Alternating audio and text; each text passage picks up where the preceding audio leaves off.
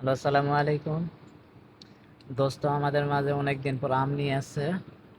সবাই দেখেন, এই যে দোস্ত। দোস্ত, কি খাচ্ছ? আম খাচ্ছি। আম খাচ্ছ? কি হুম, টক না মিষ্টি? টক। হ্যাঁ, সেই টক নাকি? হুম।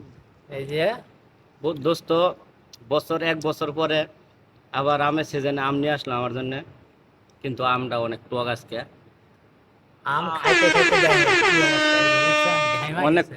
অনেক টক আম নিয়ে আছে, কিন্তু সবচেয়ে বড় কথা হইলো আমাদের মাঝে জিল্লু উপস্থিত আছে। জিল্লু করে এই যে, টক আম খেতেছি। আই জিল্লু, আমি জিল্লু জিল্লু আম খাচ্ছ? আম খাচ্ছি।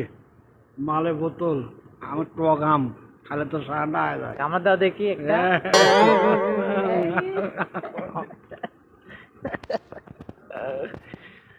অনেক মজা হইলো।